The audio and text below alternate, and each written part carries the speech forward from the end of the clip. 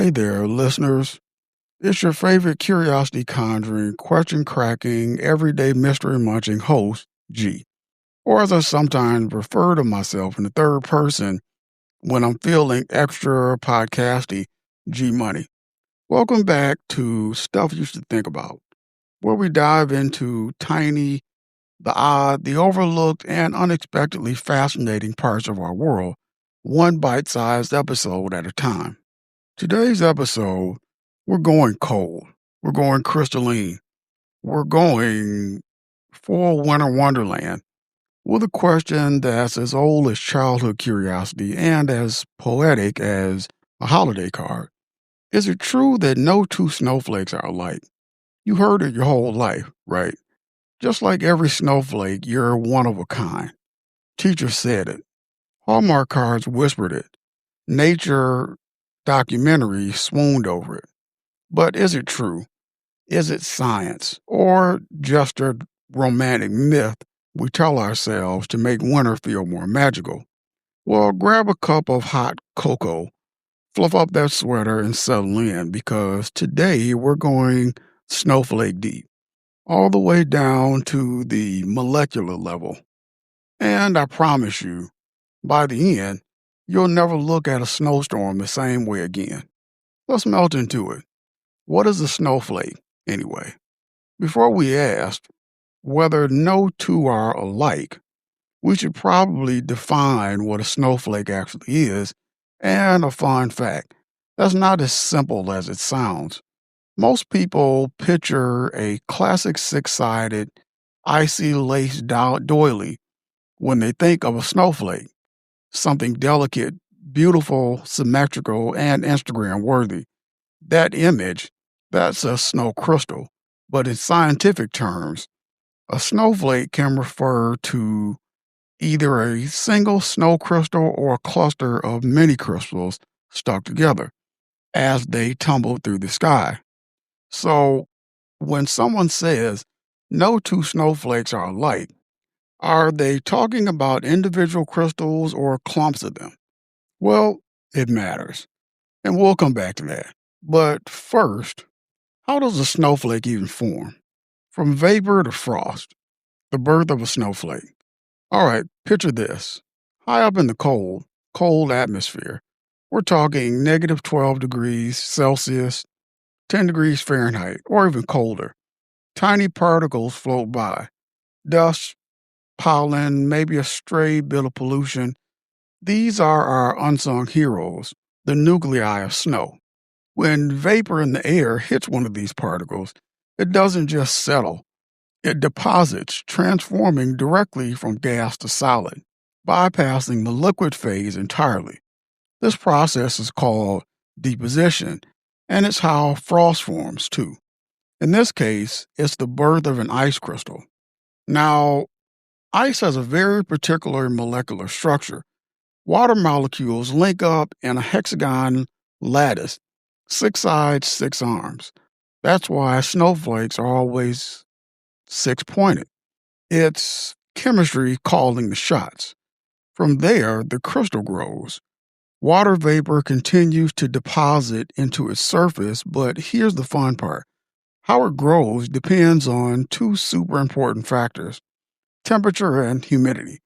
And get this, even tiny variations in those two things can send a snowflake down wildly different paths. The snowflake weather report, how environment shapes beauty.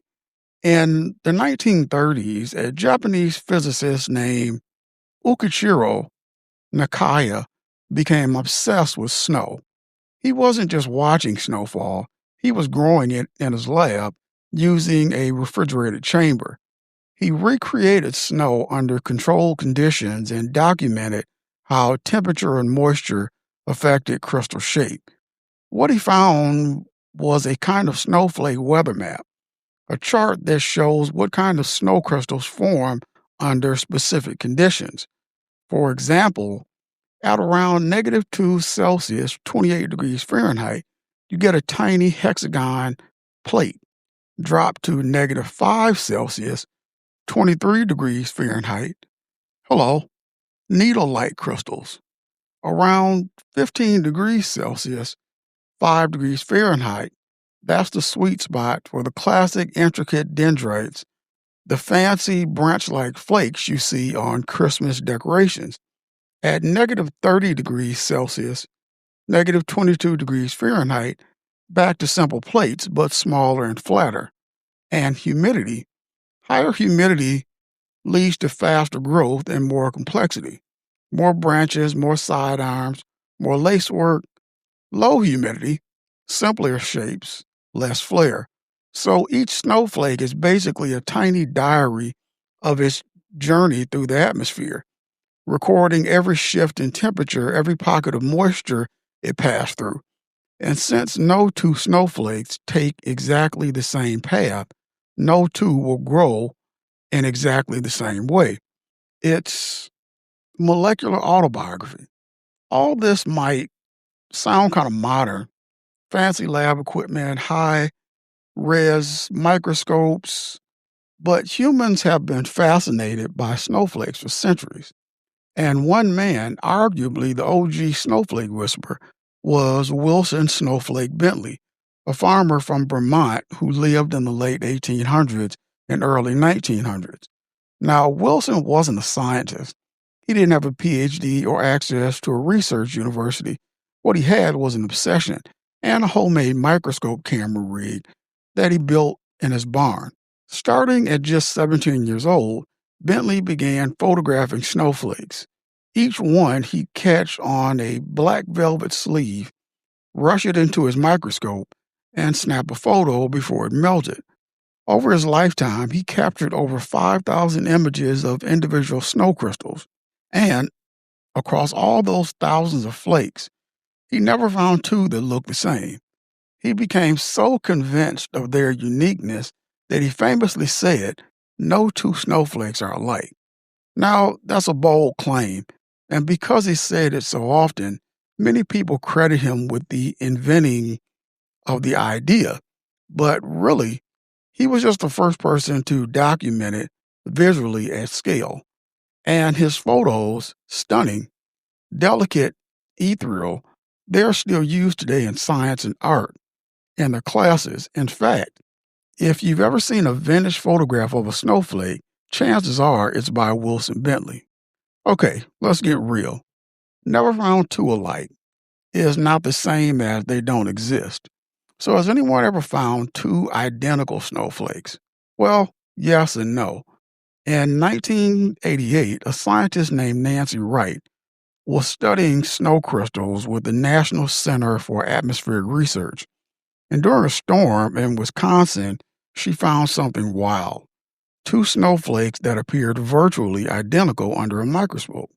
They were hollow hexagonal prisms, kind of like ice donuts stacked into columns. Simple shapes, not the fancy dendrites we usually think of. So, did she disapprove the myth? Not exactly. The key is complexity. The more complex the snowflake, the less likely it is to be duplicated. Simple crystals, sure, nature can repeat those. They form under similar conditions. So duplicates are possible, even likely.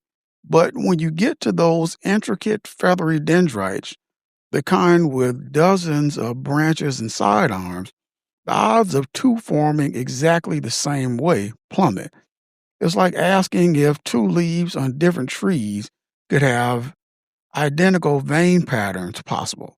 In theory, probable. Practically zero.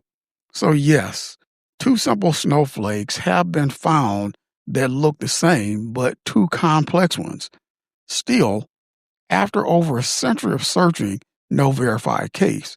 And here's where the physics and probability take over. Let's do some fun math. Don't worry, I'll keep it light. Imagine a snowflake growing as it falls. Each branch grows independently, influenced by tiny shifts in the temperature, humidity, and airflow. Even at zero point 0.1 Celsius, difference or a microsecond delay can change how a branch splits. Now, a single snowflake might have hundreds of growth points, each one making decisions at a molecular level. These aren't random, but they're chaotic, meaning Tiny differences in starting conditions lead to wildly different outcomes. This is similar to the butterfly effect in chaos theory, a concept you might have heard. The idea that a butterfly flapping its wings in Brazil could set off a tornado in Texas. In snowflakes, a tiny shift in humidity could decide whether a branch branches again or just stops. Multiply that across trillions of snowflakes falling every year, and the combinations are astronomically huge. To give you a sense, Caltech physicist Kenneth Liebrecht, who literally grows snowflakes in his lab, estimates that around 10 to the 24th power snowflakes fall on Earth every year. That's a trillion. More snowflakes than grains of sand on all the beaches on Earth. Every year, with that many snowflakes, you'd think duplicates might pop up, but here's the thing. The number of possible configurations for a complex snowflake is even larger. We're talking about variations at the atomic level, positions of water molecules, defects in lattice, and branching patterns. So, even with a septillion snowflakes annually, the odds of two being exactly identical down to the molecular arrangement are effectively zero. Liebrecht puts it this way: it's like shuffling a deck of cards. There are 52. That's 52 factorial possible orders. That's more than the number of atoms in the observable universe.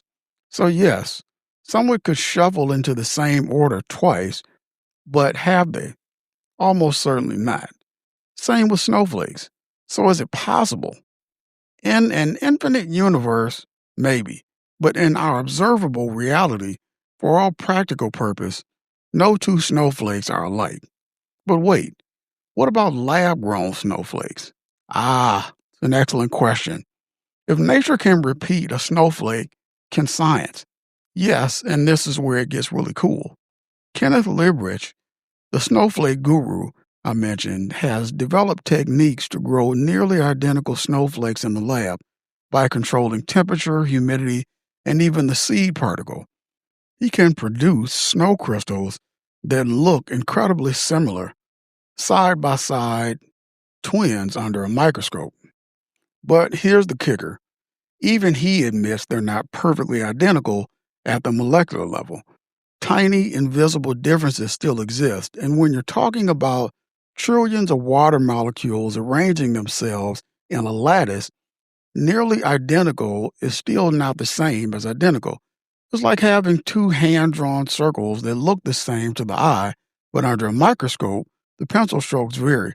Close, but not perfect. So, even with human control, we can't truly duplicate a snowflake. Nature, it seems, is the ultimate artist and a little bit of a perfectionist. Okay, so snowflakes are all unique. That's neat, but why care? Well, I'll tell you. Because it's a beautiful reminder of how complexity arises from simplicity. Think about it: water, cold, a speck of dust. That's all you need to start. But from that, you get infinite variation, fractal patterns, symmetry, delicate beauty, all governed by physics, but shaped by chaos. And in a way, it's a metaphor for life, isn't it? We're all made of the same basic building blocks: carbon, oxygen, hydrogen, shaped by the environment, chance, and tiny differences in path. And yet, each of us, for all intents and purposes, one of a kind. So the next time someone says you're unique, just like a snowflake, don't roll your eyes, because they're not wrong. And maybe, just maybe, that little poetic line has more science behind it than we thought. Before we wrap, here are a few bonus snowflake nuggets, because who doesn't love a good trivia snack? Legend has it that in 1887 in Fort Cole, Montana, a snowflake was measured at 15 inches wide, about the size of a dinner plate. Skeptical? So are meteorologists. No photo, no physical evidence, but the story persists, and it was recorded as the largest snowflake ever. Snow usually looks white because it scatters all wavelengths of light equally, but under the right conditions, snow can look blue in deep glaciers, pink in watermelon snow caused by algae, or even purple or green in rare cases. Snowflakes fall at different speeds. Tiny crystals drift down about 1 mile per hour. Larger flakes up to 9 miles per hour. That's slower than you walk, which means technically you could outrun a snowflake. Believe it or not, extremely cold air holds very light moisture. So while snow can fall at 40 degrees Celsius, negative 40 degrees Fahrenheit, the storms are usually light and fluffy, not dumpers. The heaviest snowfalls tend to happen when it's warm, just below freezing. So, is it true that no two snowflakes are alike? The answer, almost certainly yes. For simple, basic crystals, maybe. On rare occasions, duplicates can form. But for complex, feathery, intricate beauties that capture our imaginations, the answer is a resounding no. Not in recorded history, not in labs, not in theory, unless you have infinite time and infinite snow. And isn't that kind of wonderful? We live on a planet where trillions of tiny, fragile, perfectly formed crystals fall from the sky, each shaped by a unique journey, and not one is a repeat. Every snowflake is a fleeting masterpiece, born of physics, sculpted by chance, and melted away in moments. So the next time it snows, go outside, catch one on your glove. Sure, you probably won't see its details without a microscope, but know this: the flake is in your palm. It has never existed before, and it will never exist again. That's not just poetry, that's science. And that, my friends, is stuff you should think about. Thank you for listening to Stuff You Should Think About. If you like this episode, share it with a friend, maybe during a snowstorm, or while drinking hot chocolate, or while philosophizing about the uniqueness of existence. As always, hit subscribe, leave a review, send us your burning questions wherever you view your podcast. We've got episodes on why cats purr, how glue works, and whether octopuses dream coming up. So stay curious, stay warm out there, and until next time, keep wondering.